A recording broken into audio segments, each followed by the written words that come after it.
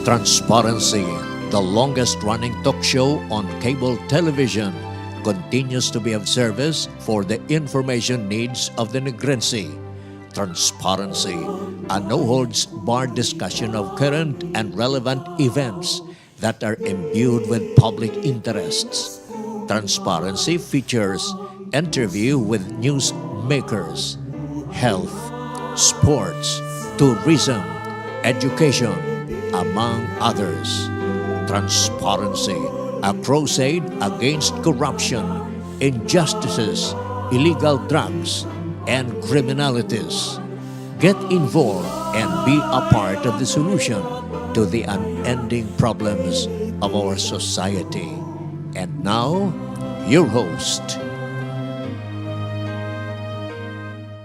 Good day everyone. Welcome to our television program, Transparency. Sa gihapon, upod sa inyo alagad, Mike Maghari. Ang aton main topic of discussion for tonight on transparency is a very controversial issue nowadays happening in our country. The impeachment of Chief Justice Maria Lourdes Sereno.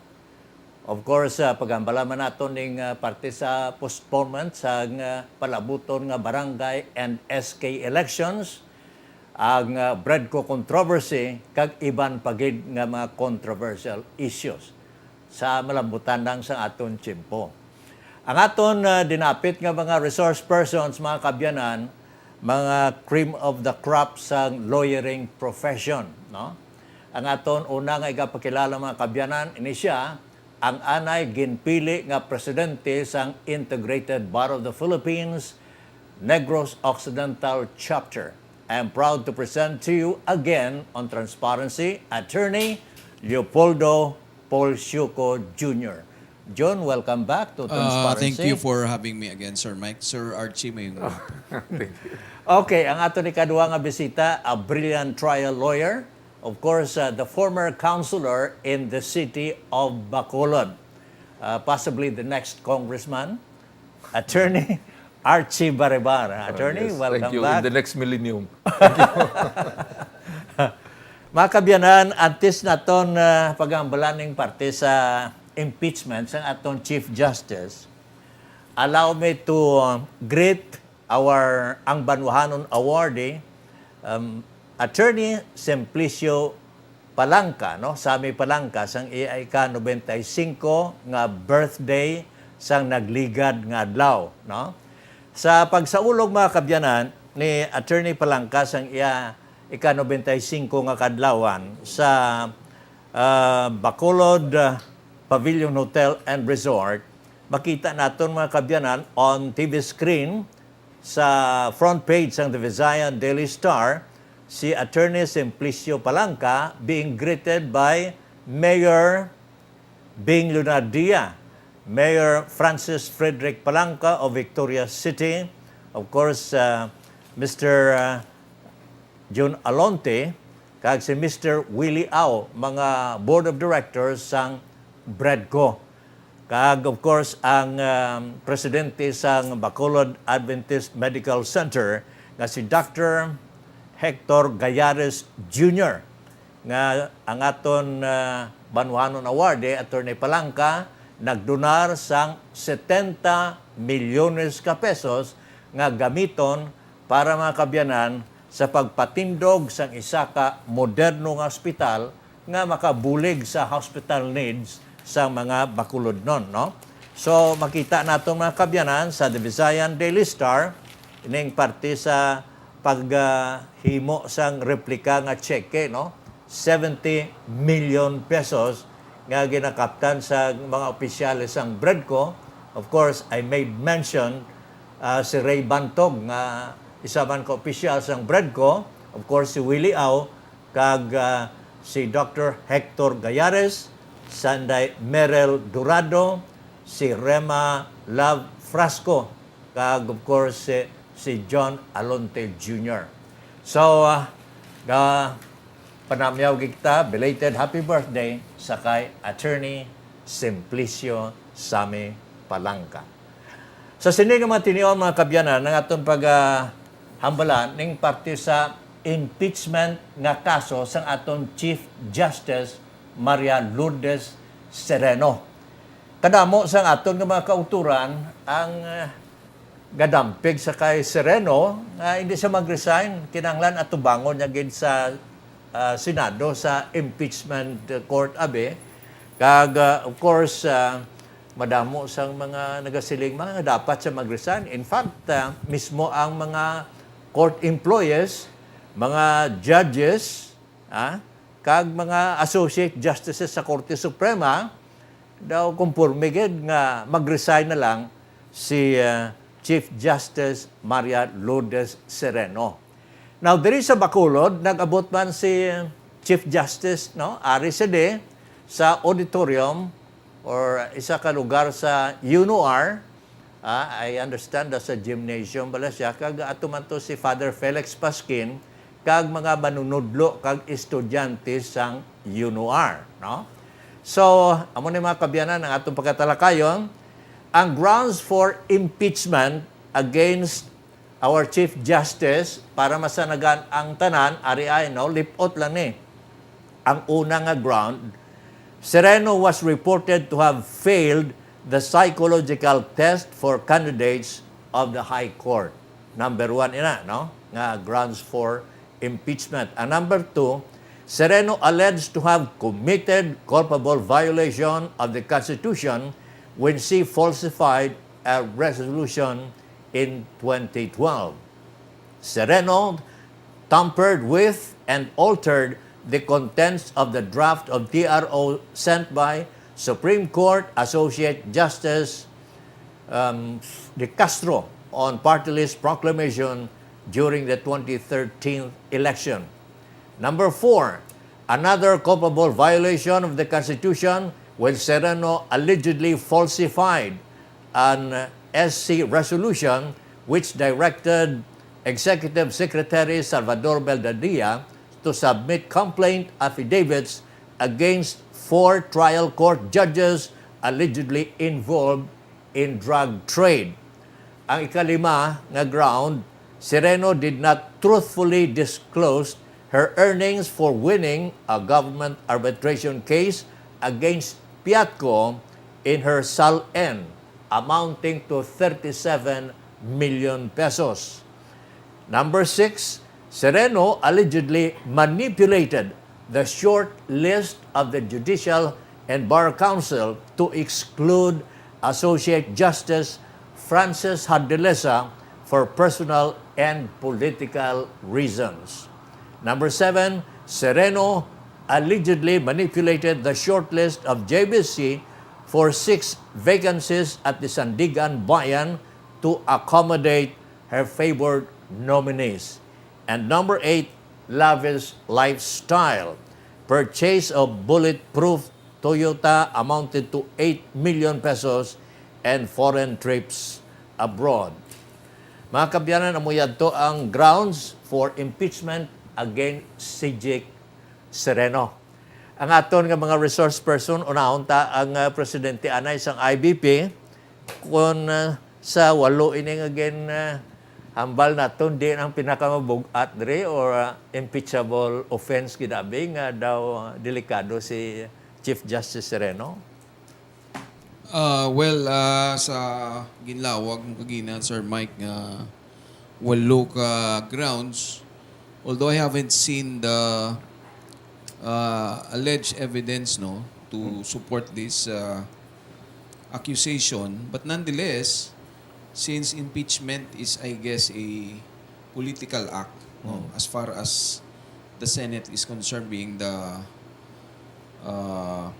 office being authorized by the Constitution to try her impeachment case, and this being composed of senators who are politicians and mostly are not lawyers. Di man abogado kalabanan dira. And as far as our history is concerned, we know what happened to former Chief Justice Corona. So, although Chief Justice Sereno is saying, I want my day in court, gusto ya plastar naman di pinsaya, no matter what happens, siguro na ano pang depensa ko na ang the mind of the senators siya kung nara na sila uloda, although the Constitution says nga the grounds must be impeachable nga mga grounds. But the atong iyan ni Chief Justice Corona gana, I would say daw hindi maginto impeachable kay salin man lang ato. Oo. Salin man lang. Di kun- Non-disclosure. Oh, if we Ang will- iyayaway, git siya Kaya mag-submit. ang problem sini why pagid yan naka-submit for the longest time. And the problem is, paano siya kalusot sa JBC? Dibla, her name was submitted when she applied for as Associate Justice. Tanan mga qualifications. So, ginapadala mo man itong mga requirements. And then, shortlisted ka. How come was she able to be shortlisted and eventually appointed as Associate Justice and eventually Chief Justice? Dapat yan yung qualification sa JBC pa lang Tak-tak na siya, plastaran na tani or kung qualify sa sulod na siya. Ti nga subong lang niya mo na balahaw. We will see hindi lang takambal no kiti why pa man ka start but ako lang yung hunch ti ko ni Dayono ni Senado? sa Senado ti ambot lang if she could master the numbers kay numbers game lang ni guro. Oho. No, I would say, no? Pero if she could gather enough numbers, di ba si kalusot siya? But if not, laban-laban, guro, basi may oyawan man siya. Pero 50-50, why pa man mo? Oo. Okay, maya ito mga kabyanan ang initial statements ni Attorney Leopoldo Siuco Jr., ang aton anay presidente sang IBP. No? Pamatian ta naman ang aton brilliant trial lawyer, Attorney Archie Barebar, ang aton anay konsihal, kung ano ang iya sining panindugan abi sa impeachment case against CJ Sereno. Thank you, Gito. Ang ako niya nga panglantaw, the way I see it, the impeachment proceedings is a drama entitled The Triumph of Envy. The triumph of ano? Envy. Envy. Oh, hindi ba? Ang first kuno nga sa kalibutan is pride, second is envy. No? The way I see it, even the fact that, and reinforced by the fact that even her colleagues in the Supreme Court, diba, in an unprecedented way, move out of the Supreme Court and came out in the open, went to the Senate, and gave testimony that is unfavorable to their chief, is a very telling factor why envy set in. Okay, Makita mo na si kay Justice De Castro? De Castro, Oo. ang guyaya porti ka aslom, kay manwala na siya sang tsansa nga mag-Chief Justice. Kay ginobertikan siya sang pinaka-Benjamin sa ilang nga korte, no? Oo. Nga munang Pinakahubin the ka. first woman, si Muñoz Palma was the first. To be in recent times to be slated to be the longest Supreme Court justice. So to my mind, all these charges are products of fault finding. Oh, I see. Fault finding. Oo. Okay. Maski hindi pa na sa impeachable, pero basta nga there is a semblance of irregularity, throw it, di ba? If it sticks, well, if good. If it does not stick, okay lang. Kay man part of the proceedings is public shaming. Public shaming. Okay. So when we look at this from the sociological point of view di ba? We are actually destroying an institution. And very sad to say, nga many of those who are part of the institution are acting like sheep, no? Being herded by one man to a particular direction. Din kakakita nga ang mga employees sa Supreme Court, ang mga justices, ang mga judges, seems to be on one beck and call, looking at the direction for their Chief Justice to step down, to resign. It's actually asking your institution to disintegrate. Just for what reason? For public consumption. So ang judicial independence, maapektuhan sila eh. Wala na judicial independence kung magamusin eh. Kay ako gali, kung gusto na kon, di ba? I can whip up the court employees, I can whip up the trial judges, I can whip up the justices towards one direction and tell them, you do this. Di ba? Di ko magamon ito, simple lang ako ya. Mas maayo pa kun ako sa kay Digong, simplehon ko lang ni. Oh, ano? Ay kay hindi gali ka mo kay balo, you cannot maintain your independence. In fact, away-away pa kamuda. Kung may mga problema gali di sa executive, hindi ka mo kasulbar. Handa? Kay man hindi ka mo nag-intindihan ay dira. So nanong himuong ko, madeklara na lang ko revolutionary government. Diba? Kaya ang independence ang judiciary tagali hindi makatindog ni. Diba? Ang aton nga legislature hindi man magkaintindihan ay kailan tawab lang mapahimo ako sang luyag sang tao may eleksyon, hindi sila luyag sang eleksyon. So where are we going now? So it will take 1 month. You are actually, to my mind, they are actually providing the recipe for a very strong action from the executive. That is from a sociological point of view. I'm not talking as a lawyer. I'm talking as somebody who can somehow smell something out of political conditions. So ang sense ko ya is ang flavoring sinitanan is this is not something legal. Diba? This is a power grab. And if it is a power grab, institutions are at stake. We should be very, very careful because if this happens, there is no guarantee that in the future it will not happen. It will be a very good. It will be a precedent that all of us would not want to have. Okay. Mo katahom sa mga initial statements ni Attorney Archie Baribar, no? Very clear, klarado sa iyang mga points. Now, Paul, sa imo lang abi sa sining nagalakat nga mga senaryo sa karon nga kadamo sa nagapanawagan sa aton Chief Justice nga ma-resign na lang, no? Pero si defied sa sining calls for resignation. Sa imo lang, do you think ma-prosper ining calls for resignation or the impeachment process will push through? Well, looking at the statement of Chief Justice Sereno in the newspapers, I guess he is not bent on Resign. giving in to the clamor for her resignation. Gambal siya mo. He wants her story to be heard first. Well, I guess if we follow the Constitution, we proceed with the impeachment trial. Kiti amo magina, that's one of the, and that's the only constitutional way of removing impeachable officers such as the Chief Justice. Although now, may ara man nigin file nga another case ni si Solicitor General inang co-warranto case against the Chief Justice. Well, that remains to be seen. KT, it's a novel maning a case no agin file against an impeachable officer. Pero kung ang posisyon ni Chief Justice yung gaan sa time to defend herself, it's part of due process also. Let's hear first her position and give her the chance to defend herself. Because that's what the Constitution says. I-hearing sa danay sa Senado. And then, kung ano ng decision sa mga senators, it's up to them because it's their job to do.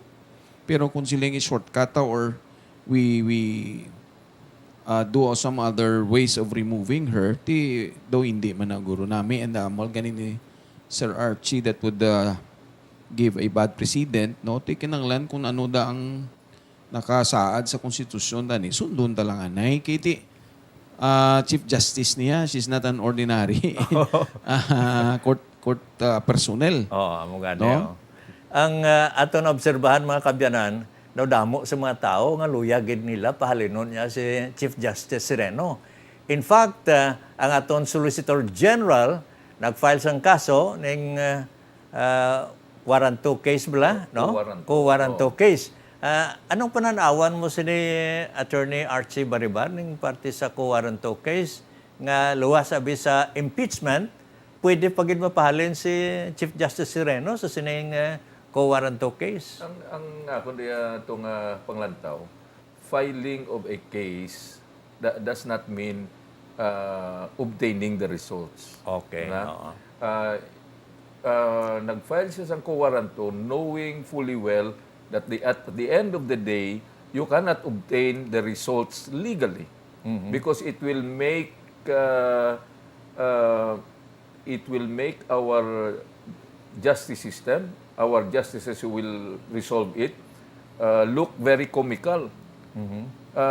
In fact, they will be opening a new set of jurisprudence where impeachable officials can be removed not through impeachment but by co-warranto. By co-warranto. So daw another na libro siguro ang isulat nila.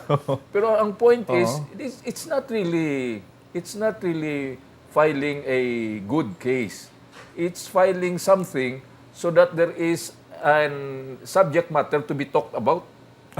Diba? Istoryahanay lang ni kay man ang guaya sinisubong propaganda war na ini. For example, why did it take Congress 15 sessions open live on television to discuss the grounds for impeachment when they never had that at the time ni Corona? File lang na yun. Diba? So because they want the public to consume something so that by the time nga magtindog na, busog na ang publiko, pahalinon na ang Chief Justice. So, ang point is, I think the call, and if we have responsible public officials who believe that there is really a ground for impeachment, the call should not be resignation. Diba? Because resignation is it will not strengthen the judiciary. Diba?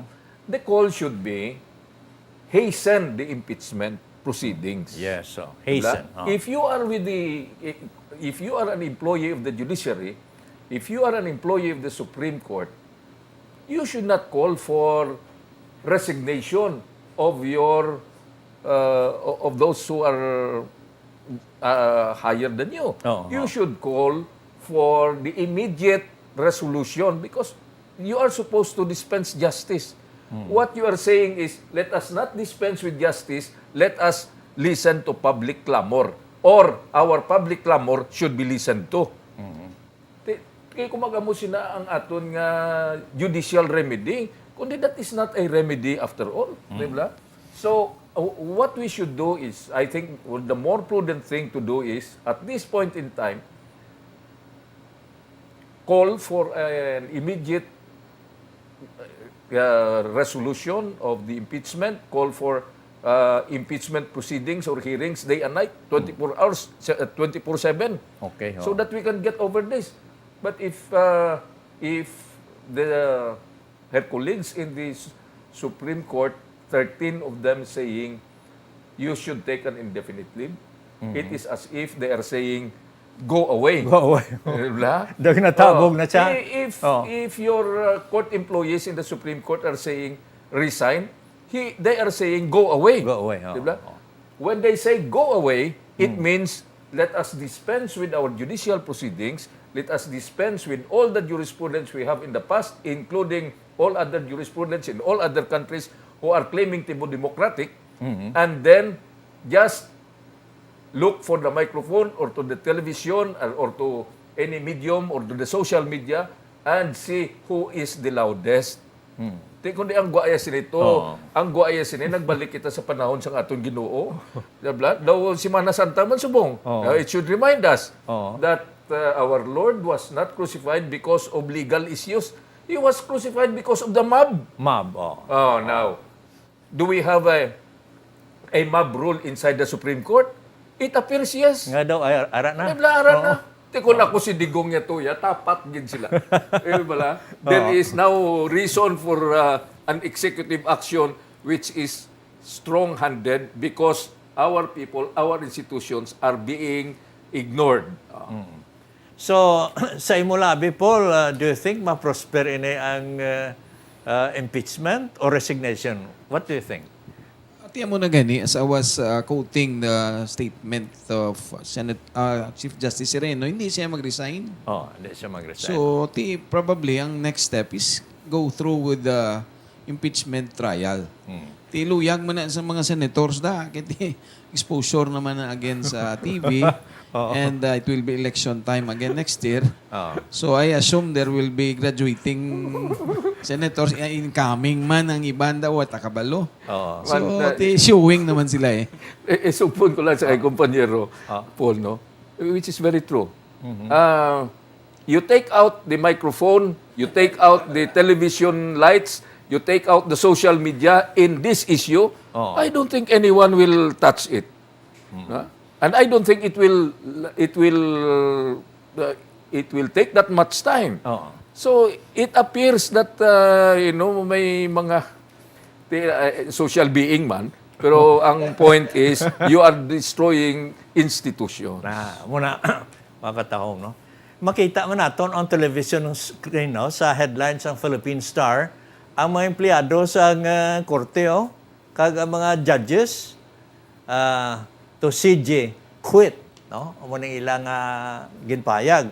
Pero ang aton Chief Justice Sereno sling niya, hear my side first at the Senate. So kinanglan pamatian ta kung ano man ang side ni Chief Justice Sereno, no? Para nga kwentas klaras bla, hindi kita maghusgar, no?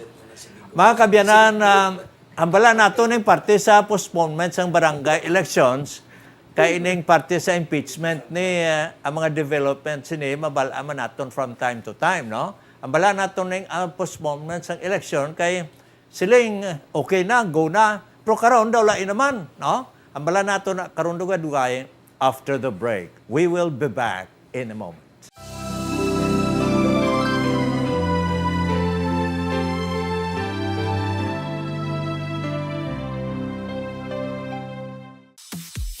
AVM Bernardo Slaughterhouse, the Bacolod City amateur, engaged in slaughtering services, are committed to provide quality, efficient, and reliable slaughtering services to the people of Bacolod and other neighboring provinces with the utmost care of our environment, health, and safety of our people.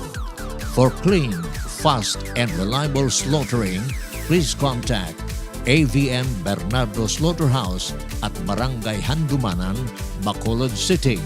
For more information, contact Glory D. Cometa, Manager, or Michelle Oberas at telephone numbers 449-2992 or 446-2913.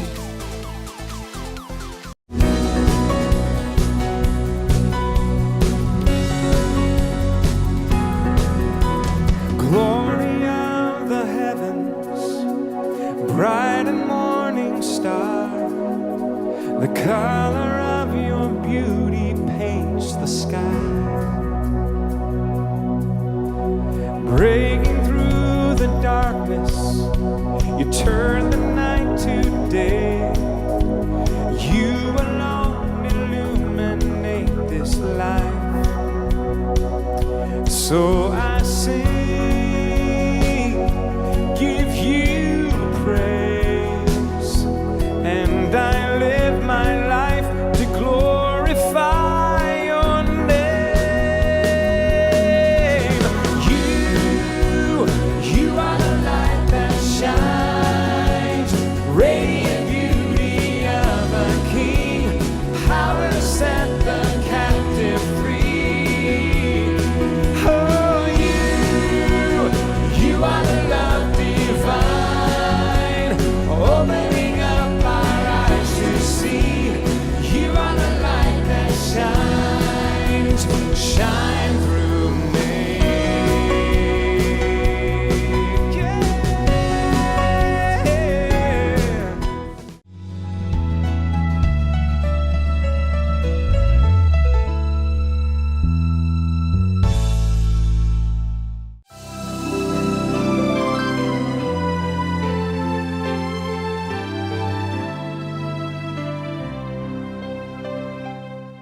Welcome back to our program, Transparency, right here on Sky Cable Bacolod with your host, Mike Maghari. Kag sa aton dinapit nga mga resource persons, ang anay presidente sang IBP, Attorney Leopoldo Sioco Jr., kag ang anay ginpili nga konsyal sa Bacolod, Attorney Archie Baribar. Now sa ilo kita mga kabyana sa sining urong sulong bala nga eleksyon sang SK kag barangay, no? Ang nabatian naton nga madayon gid kay 80% na ang preparasyon sang COMELEC nga madayon na ang piniliay naton sa barangay kag SK.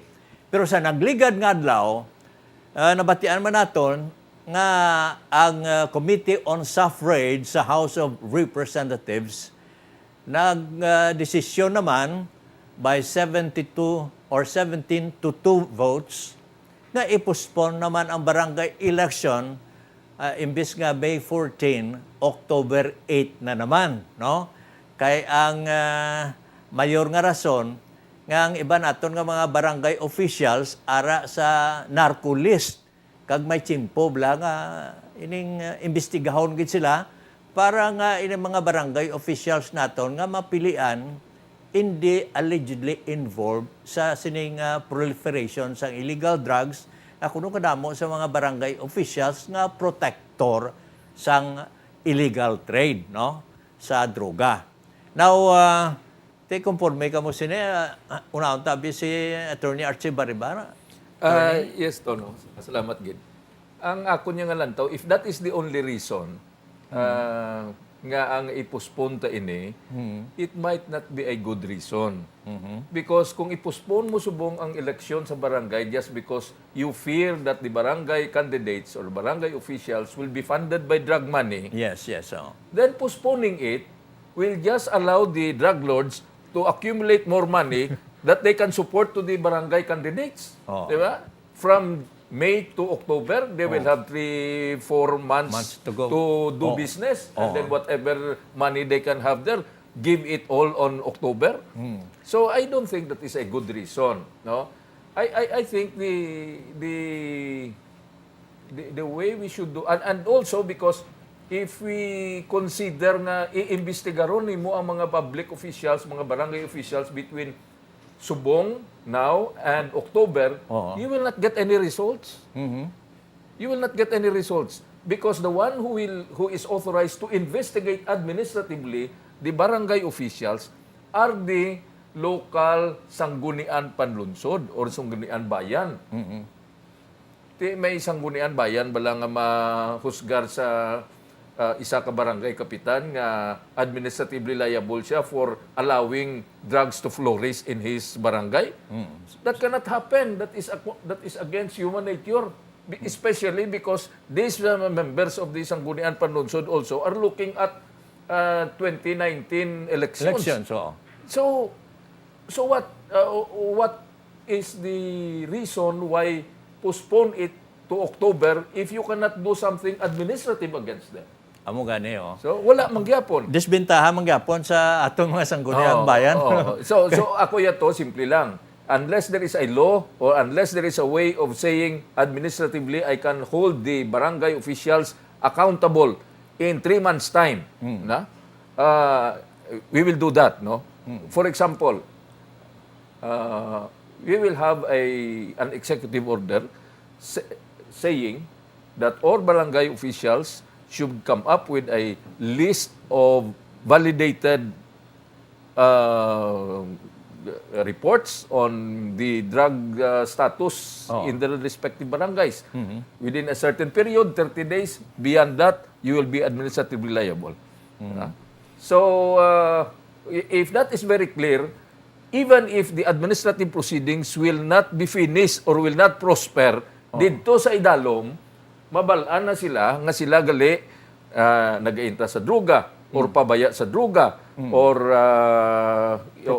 protector, di ba? Either they are doing it by commission or by omission, di ba? They will have to answer. Now the one that will judge them will be the people themselves. Because ang ilang kontra sini karon simple lang kampanya. Nga siya nalistahan na dito, ginambalan nga stapon niya din druga, hindi sa kastap. Ako ya bago ko, I will run at stapon ko ng droga. Din ka mo. Diba? So, ang ending niya will be political sa gihapon. Political, It will not be legal. It will not be extra legal. Diba? It will be very political because at the time that you will have the October elections, people will see clearly what is the drug situation as reflected by the performance of the different barangay officials. Now, ang aton nga Committee on Justice niya sa Kongreso, pero ihaboy pa na sa plenary. Pagkatapos, ihaboy naman na sa Senado. Senate, oo. Silang Senate Majority Leader, Tito Soto, silang niya physically impossible kuno nga i-postpone ang barangay and SK elections bangod sa chimpo kuno syado na kaapiki, no? So anong pola sa imo abi, anong imo reaction pati sa ning postponement? Are you for or against? Well, ako actually have not closely watched the proceedings ng ila decision no, of postponing it. But amo na ganing problem if we entrust this power to this kind of people no to decide. Tani ang lantawon ginila ng reason would be really very valid. Ti ko na mo lang tong ang ambal gani ni Attorney Archie. Tito ka flimsy nga reason no if you want to postpone it because of that reason nga may issue on mga drugs issue. Well, ang ako ni probably it's also political. Underlying tone that why takabalo. We do not know really what's the number one reason behind. There must be somebody else telling them what to do. Di sila they will just follow. Why takabalo. We just hope and trust nga this will be for the good of the country. No, postponing it kay at least ambal nila I have heard gina na this will synchronize kuno with the plebiscite sa aton proposed nga nga amendments ang constitution, mag-shift kita sa federalism, so i-synchronize na lang, probably this will save money and everything. Kabay pa kung it will be good for the country and probably economically, basi gusto sila cost cutting, you can save on money, okay man na, pero ang point ang tao ay naging na-consult after all What's the choice of the people? Dayon ang boto. Ang eleksyon, kasi it's usually the people who will say tani kung sino. Galing, if we do that, that will take time. Siguro probably they deem it best that they will decide and act on this proposal to have it postponed again kag i-move on December. So, tikabay pa. Kung gandaan, hindi magig ko politically inclined person, okay? Kisa takaan ko gani maglantaw ni sila kung magbasa. Kaya man ta-time sako, mga kami ni Zero, tikisa mailan na mistoryahan din, no? But, kisa ang gawa di sa aton sa media ni sa mga newspaper, do hindi ka nakabalo. It's like dumuro-muro na tanan bala. We do not really know nga why are they doing this? Why are they doing that? Who's telling them to do that? Hindi mo na mabalan kay when they face the camera, of course they will say amo ning rasunta. So ti kabay patani no nga this will be for the best interest of the people and for the country in general. So katapusan ng statement parte abisas ning postponement sang barangay and SK elections sa imo attorney, anong mambal mo, madugang mo? Our number one in the state in the Philippines is elections. If you postpone it, a lot of economic repercussions will happen. No? Alin sa nagahimo tarpulin, pakanto sa nagabaligya sa pamahaw, pakanto sa nagahimo sa t-shirt, pakanto sa tanan. No? Damo gay kaayuhan, no? So, you notice to, and this is something that is proven. Every time nga may eleksyon, ang ekonomi natong gataas. Uno ay na eleksyon, kapanubo na naman. Ang circulation sa kwarta, no? Gadasig, no? Gadasig, no? Whether drug money ng kwarta or what, that is of no moment. The point is, elections as they are scheduled should as much as possible be observed. Yes. Because that is where our people whose voices are muffled for 3 years can be heard, no? Tatlo ka tuig na silang katulog, wala gahambal or maghambal man di mabatian. May panahon lang sa eleksyon nga mabatian na sila. Or ginakantuan kag pamatian, no? So to my mind, especially sa barangay elections, this is long overdue. Long overdue. The barangay officials had been given a bonus not only once but twice. Pero may mo pa thrice. Well, it's too much, no. This is good for maayo nga mga barangay officials, but it is worse for those who are non-performing. Oh, yes. Because we are awarding license with extension. Mo gani. No? Let's not call a spade a spade. Let's call a spade a shovel. Nga amo ni kinahanglan ni imuon gid. Otherwise, our political conditions, our political direction will not be stable. Amo gani. There has got to be fresh mandate, no? Alin sa mga pumuluyo sa aton nga mga barangay and SK officials. Mga kabyanan, isa pagid sa isyu hambalan naton diri sa Bacolod ning parte sa Bradco controversy kay kadamo sa nabatian naton nga sugilanon nga mga abyan naton nga mga public officials diri sa Bacolod daw ka-happy sa ilaw. Dali lang gid hambalan naton. We will pause for a while after the break. We will be back in a moment.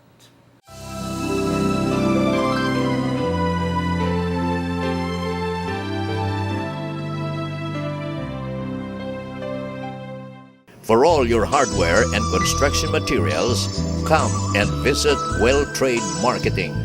Well Trade Marketing has all the complete line of hardware and construction materials, from paints, steel bars, cement, nails, GI sheets, and many others. You name it, Well Trade has it. Conveniently located at corner Lopesina and Rosario Streets, Bacolod City. For more information, please contact 434-2672-274.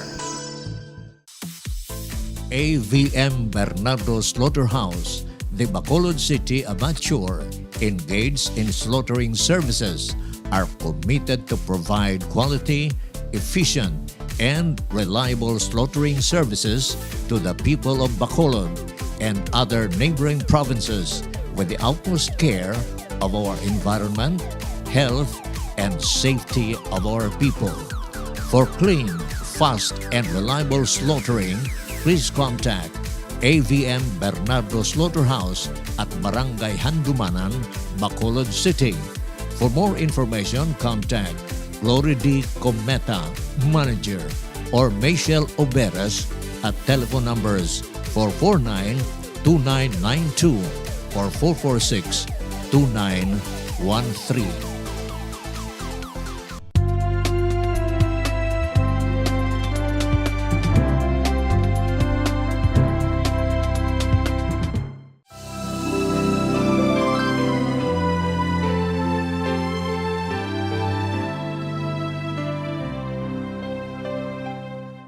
Welcome back to our program, Transparency, right here on Sky Cable Bacolod.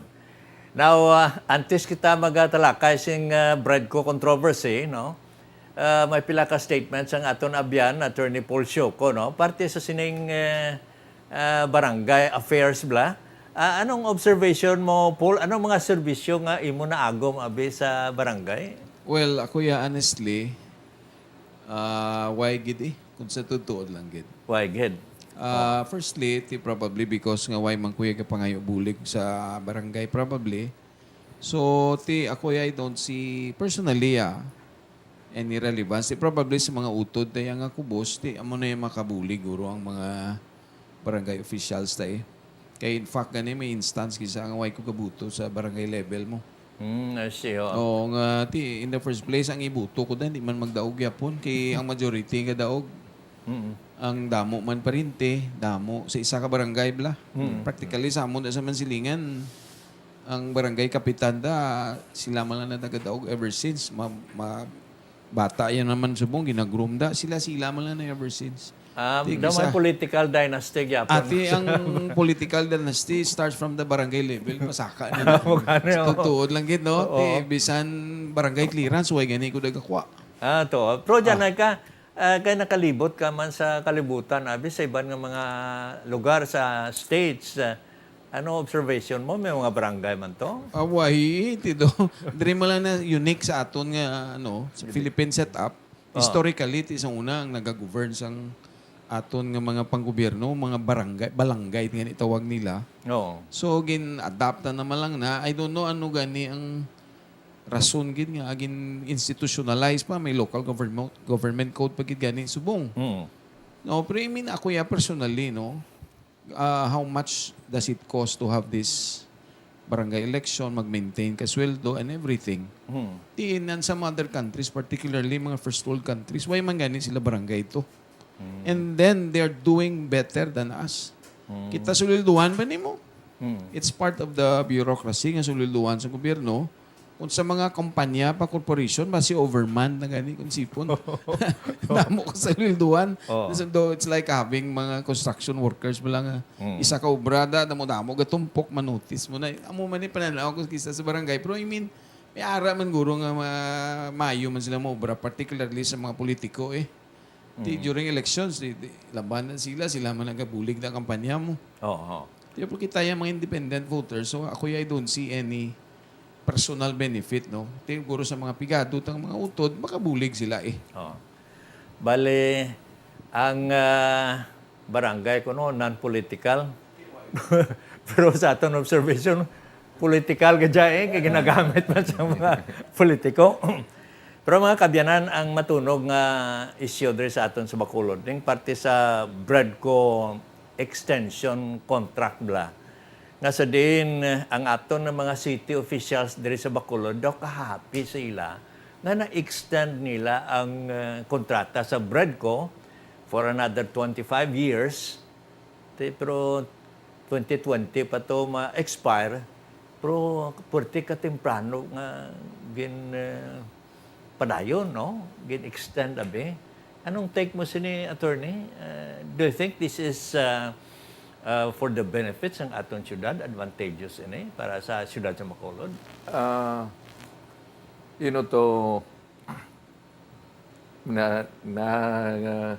Ano gid ako natingala gid ako nga naghambal ka nga ang iba nato nga public officials ka-happy gid sa ila. Okay sila nagprokurar mo?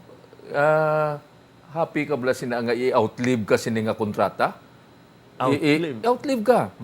Who among them are expecting to be here in this world in the next 25 years? Amo gani.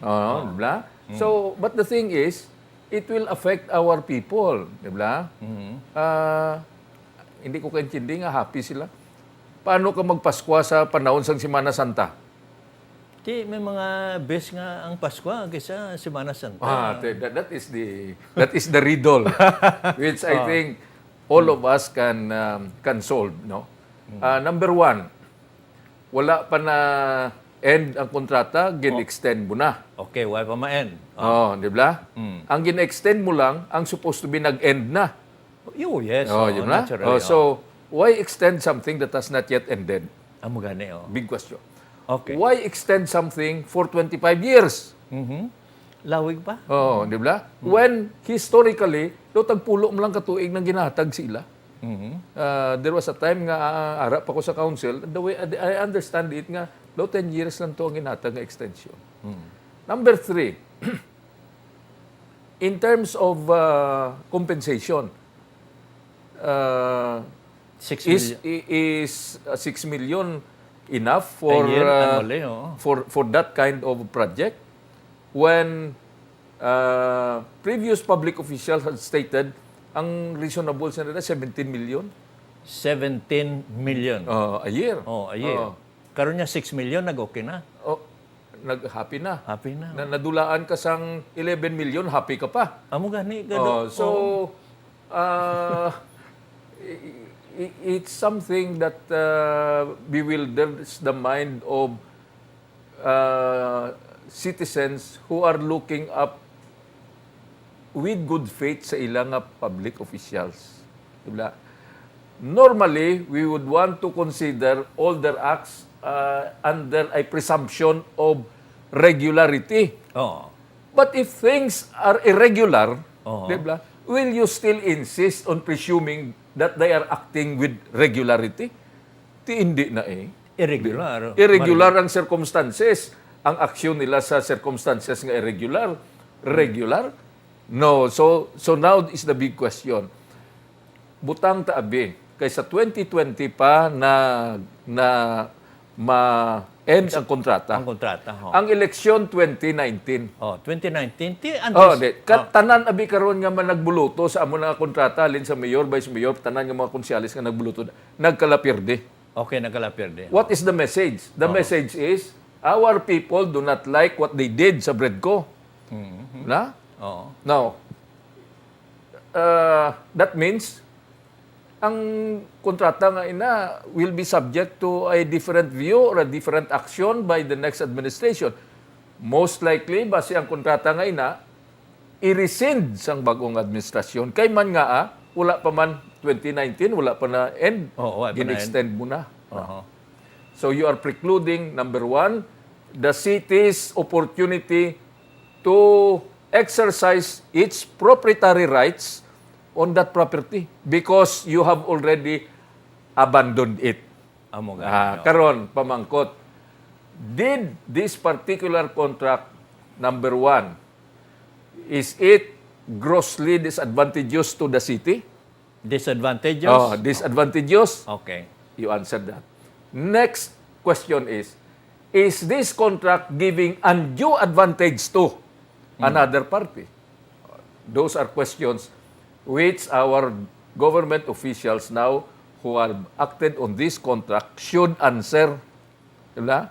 Should answer. Tikay ba yung numbers name? Majority? At it may numbers, but it is subject for review. Meaning, politically, if you lost in the next election, the people reviewed you, you are wrong. Or legally, it can be subject to a review. Somebody goes to the ombudsman Okay. and says, "Hey, look, this contract is grossly disadvantageous to the city or has given undue advantage to a third person." That will be something that you will have to answer. May mga administrative or may mga masiling naton liability ng mga city officials? Yes, of course. That's the twin risk of being a public official, that all your actions can be subjected to review. Review meaning you can be upheld or you can be indicted. Parin nagkaroon ang aton nga mga city official subong, no? May mga transaksyon abi nga dali na lang hindi pa matapos. Pero intrahan mo yang anong pananaw? Ang istorya ganis dito Mike amos ni. Kung we will make a universal rule out of this particular action. What is this action? The action is the contract has not yet ended, but you will extend it, Okay. precluding the next administrations. What would now preclude the present administration if, making it as a universal rule, all possible contracts in the future will be acted now? Amo gani. Daw pareho sinis ang istorya. Nga damo ka pa papel sa City Hall, Okay. Oo. Ginapaabot mo nga sa 2020, way ka na papel. Okay. Diba? Subong pa lang, baklon mo ng papel para sa 2020. Ti daw si Kwawe. Hindi kasi kwawe, kundi irregular. Irregular. Irregular. You act according to your needs lang. Amo man na, nga ang need mo sa 2020 pa, nga subong pa lang yan, nag-inta ka na sa kontrata. Base kon may mga hidden matters. Wala, ang hambal gani isang iban, sila nga pare, wala na under the table. Ato? Why? Ano? Kaya including the table na da. Including the table. Paul, may reaction ka? Can you say something? It passed through the approval of the council. Of course, kung may ara, man guro, may takabalo. That remains to be seen, but this will be probably looked into by some interested people. Kag kita tani nga mga pumuluyo, we should also be enlightened kung anong gini nagkalatabo. Di kitikisa ato niya mabasahan tama sa papers, it was approved. And kita personally, siling ta, way man tadalabot, iso way tagapakialam. But this is actually public property, aka syudad nimo. Amo gani, Ti tani, the public officials who made this decision for the people should be accountable kung ano gid man ang tuod. Kung wala man gid table, inside the table or under the table, mas mayo. Oo, mas mayo. But sometimes amo na if you could smell something fishy mo na iban balati ang tao gasuspitso. Oo. Ti kon investigaran ti sa mother time magtapos election next year kung sino man daw pungko. Ng taon te. May basi magsinagabong naman kaso na maliwat. Amo Hindi gani, ta kabalo. So that remains to be seen. Okay. Attorney Paul Shuko Jr. Lastly, no, ang atong pamangkot sa kay Attorney Archie Baribar, kay ti kaagay ka man konsyal sa siyudad sa Bacolod, no, Attorney, nakabati ka sa mga ginatawag na lobby man. May kamaturan ayan na sa mga Kongreso o Senado. Congress, yes, because that is an admitted fact. In fact, it is a recognized political fact nga kinanglan may lobbyist kagid. And people who can lobby would usually get the results they want. No? Yes, oo. Lobbying by itself is not illegal, irregular, or immoral, Yes, oo. or a matter of graft and corruption. It is not. No, it is a legitimate political weapon Okay. in obtaining from your representatives the benefits that the constituents should get. No, problem is we do not know what is behind the lobby. No, it appeared, for example, that when there was when the oil deregulation law was passed, the oil interest openly lobbied. But the one that could not be seen was behind the scene. So amo na gani blatong hambal nila, wala na day under the table. Pero kung pagsulod mo sa kwarto wala ng table, ano na? Pero ang lobby, it involves money. You have to spend. You have to spend, of course. You have to, meaning you have to do advertising. You have to take people to your own viewpoint. But it's not necessarily buying people. No, that's too harsh. Yung mga councilor sabi. I do not know in this generation. Okay. Well, nagtatay mga kabyanan ng aton nga parting shots, Paul.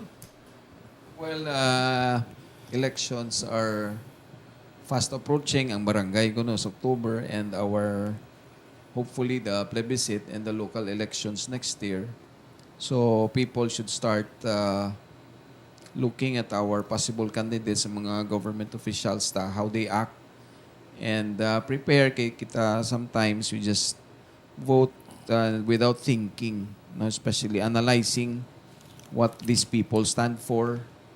No, kay kisa we cannot blame the people. For example, kay ta nga mga butante nga we do not depend on dole outs abiti why man taga sa pakikisa we do not give much thought. And we don't go out no of our way to participate. And for example, if there are something wrong, mga ginatawag naton nga labi da or under the table, inside the table, ti why taga sapak mo. So that's why people mga politicians ga enjoy sila kung why taga intra, why taga pasilabot. So it's a nice thing if we have TV program like this. May mga jutay nga sadya-sadya expose gamay pero we really do not know what's happening inside, no. Ti kabay pa nga kita nga maglantaw sini nga mga programa like this and formulate our thoughts and prepare for the next elections kay gamat-amat na sadya ang lakat sa politika locally and nationally. So, salamat once again, Sir Mike, for having us. Okay. And it's nice listening to Attorney Archie kay kadamo sa inputs mo. Batian mo siya eh. Damo ka mabalaan. Salamat, kid. Okay, Paul. Gamay-gamay lang. Oh. Ang aton parting shots, Attorney. Yes, salamat yun dito Mike. Salamat man kay partner naton Paul for this occasion mag-interact. I hope we have enlightened our people and I hope having been enlightened, our people will take the right direction. We also look forward nga ang aton nga banwa, ang aton nga nasyon mag stable, no? Kay we are under very very trying times. We have barangay elections which may or may not happen. we have impeachment proceedings which may make us or may unmake us. We have charges against the chief executive, our own very own president, which sometimes are very telling or sometimes are just annoying. No? So we want all of this to be resolved. We hope that things will be on the smooth side during our lifetime, so to speak. Okay. But we all pray that with God's help, our people will survive these trying times and go on with the next years in a smooth way. Okay. Thank Thank you you. so much, no? Thank you. Mga kabyanan, si Attorney Archie Baribar. Ang atong words of wisdom comes from the former President of the United States, Bill Clinton. He said, and I quote, "People are more impressed by the power of our example rather than the example of our power." Ang inyong alagad, Mike Maghari, nagasiling, thank you so much. God bless everyone. You have just viewed Transparency right here on Sky Cable Bacolod. Be with us again every Monday, 10 p.m., Channel 40. Wednesday, Friday, Saturday, 8 p.m., Channel 32. And Sunday, 12 noon, Channel 40. For comments, suggestions, and ad placements, please contact Mike Maghari at cell number 0919-260-6943. Keep informed. Keep it here on Transparency, Sky Cable Bacolod. Thank you for watching. Happy viewing, everyone.